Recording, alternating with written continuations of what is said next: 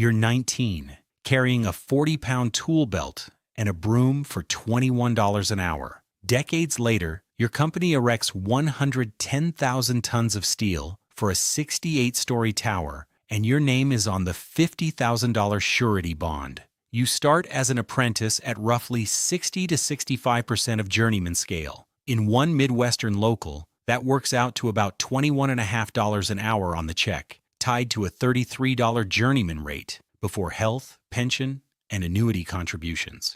You are not building skyscrapers yet. You are sweeping decks, dragging leads, and moving gang boxes for people who have already passed the test. The statistics are already against you. Recent federal data put structural iron and steel workers at fatality rates around 21.3 deaths per 100,000 workers. Across the whole workforce, the average is about 3.7 deaths per 100,000. Depending on the year, your trade runs around 6 times that baseline, and sometimes more. Zoom out to a full construction career. Over a 45-year working life in construction, you face roughly a 75% chance of at least one disabling injury and about a 1 in 200 chance of being killed on the job. Those figures cover the entire industry, from laborers to operators. Your niche is near the top of that risk curve. You walk into the trade with those odds in the background, whether you know the numbers or not. If you like breakdowns of how careers actually progress, like and subscribe so you don't miss the next one.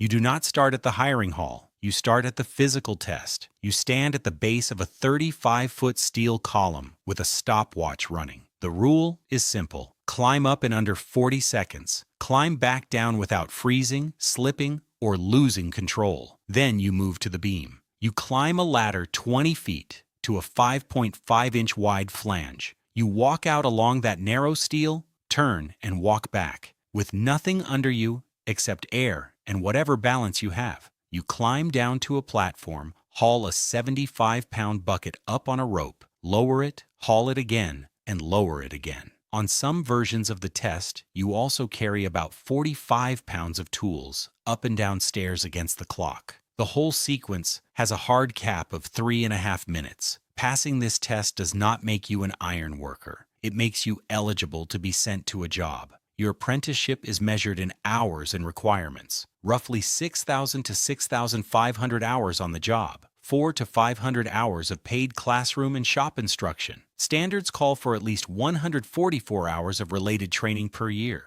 Many programs push that toward about 200 hours to cover rigging, welding, safety, and trade math. On site, you are at the bottom of the gang. You carry chokers and chains. You flip dunnage and stage deck. You keep track of spud wrenches, sleever bars, beaters, and impact guns. And you are expected to have them where they need to be before anyone asks twice. In class, you work through blueprint reading, basic structural layout, fall protection rules, rigging charts, and crane signals. You learn to burn plate with oxy-fuel, to cut safely, and to control slag. You spend long nights in welding booths, running vertical and overhead passes in stick and flux core until the beads are clean enough for inspection.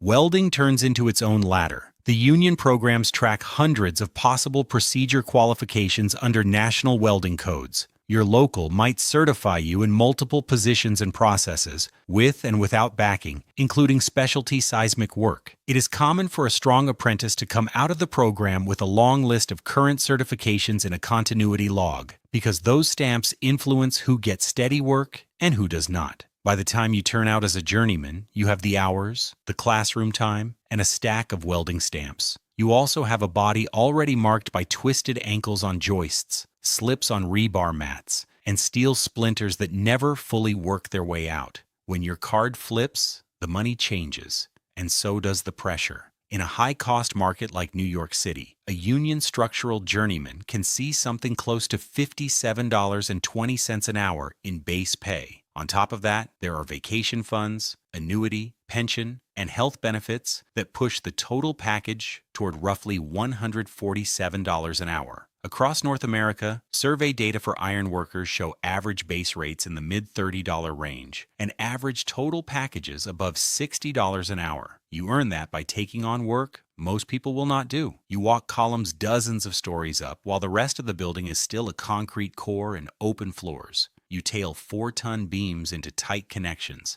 handling tag lines under a moving hook. You bolt up with both hands while your harness tugs against the lanyard in the wind. Your work is tied to the crane and to weather. Manufacturers and safety guidelines often call for shutting down lifting operations when wind speeds reach the mid-30s miles per hour. On tall buildings, you feel the risk earlier. Around 30 miles per hour, loads begin to skate and twist, chokers chatter, and the operator is forced to stop rather than fight a swinging bundle over live streets.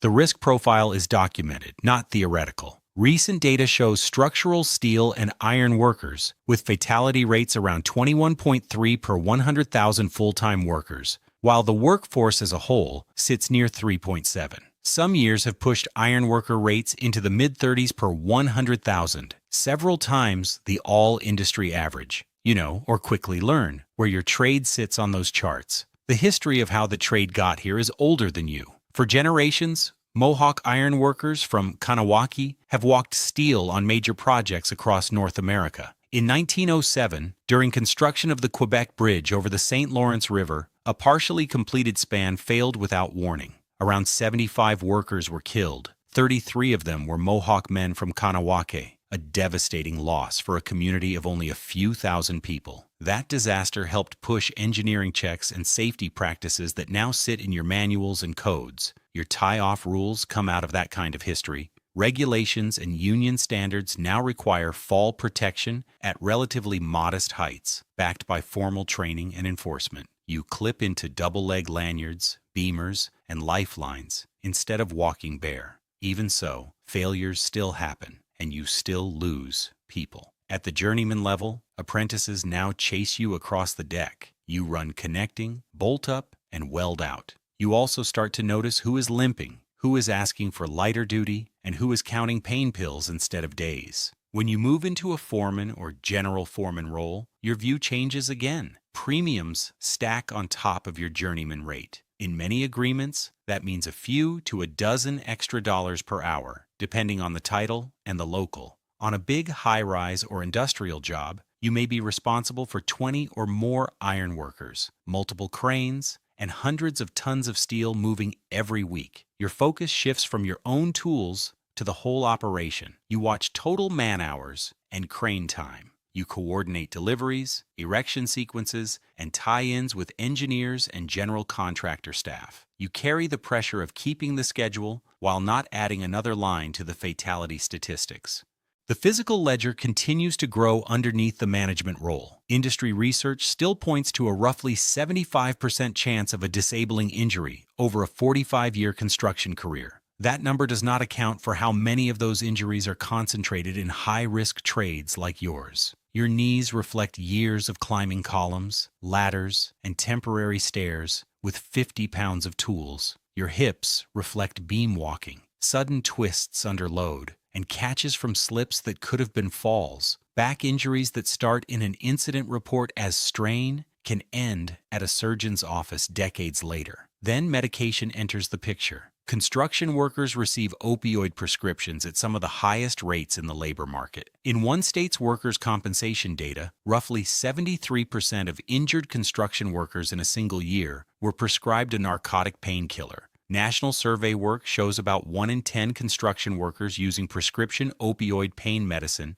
in a given year, with the likelihood much higher after a work-related injury or chronic pain condition. Long-term use is common enough to be its own category. Among injured workers who start opioids after an incident, a significant share continue filling prescriptions past 90 days, and many are still receiving them 6 months to a year later. Analyses from public health agencies show construction workers making up a disproportionate share of workplace overdose deaths compared with their share of the workforce. From your position as a general foreman, you start to see patterns behind those statistics. You see the fast apprentice at 22 on light duty 10 years later. You see a connector who ran big jobs for you now walking with a cane in his 40s. You start to think seriously about how you exit the physical side of the trade. At that point, you stop thinking only in terms of wage scales and start thinking in terms of contracts and backlog. The companies you now benchmark against operate at a very different scale. Major U.S. steel erection contractors report annual revenues in the hundreds of millions of dollars.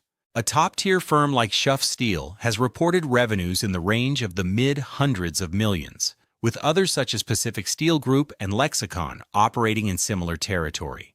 On the fabrication side, manufacturers like Mayville Engineering have reported revenues around the mid-400 million range, with guidance above 480 million.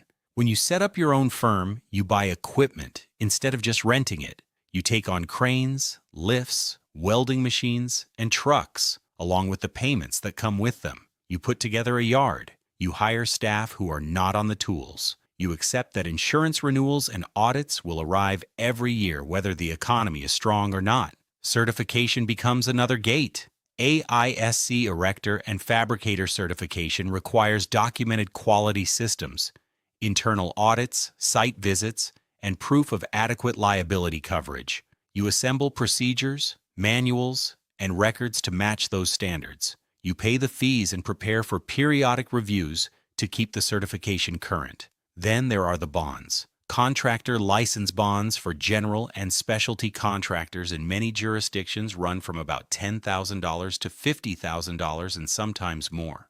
You pay a yearly premium based on your financials and track record, often in the range of a small percentage of the bond amount. On large projects, you add performance and payment bonds on top of that, tying your company's financial health directly to each contract. When you sign a $50,000 surety bond for a tower job, the risk is written against your name.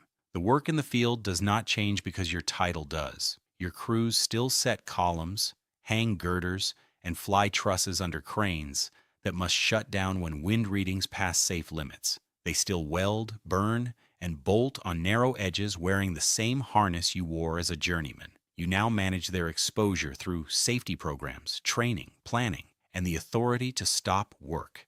At the top of a project, you return to a tradition that predates you and your company. The topping out ceremony marks the placement of the last piece of structural steel. That final beam is often painted white. Workers, managers, designers, and sometimes community members sign their names across the web and flanges. An evergreen tree and a flag are fixed to the beam before it is lifted into place. The custom traces back to European building practices, where a tree on a completed structure was a sign of respect and hope for good fortune. In modern steel erection, the tree and the white beam also carry another meaning. They signal that the frame has reached its full height, and on many jobs, they quietly mark that it happened without a death. You now watch that moment from the ground or from a finished deck, not from the column line. Your knees may be replaced. Your hips and back may carry the results of decades of work at height. You have probably come close enough to serious injury or worse to know how thin the margin can be. But the frame is standing. The white beam, the signatures, and the small tree are there at the top of the structure. Your crews will demobilize. The cranes will leave, and the site will move on to finishes and interiors. The skyline you helped build will outlast you, and most people who pass beneath it will never know what it cost your body, your peers, or your trade.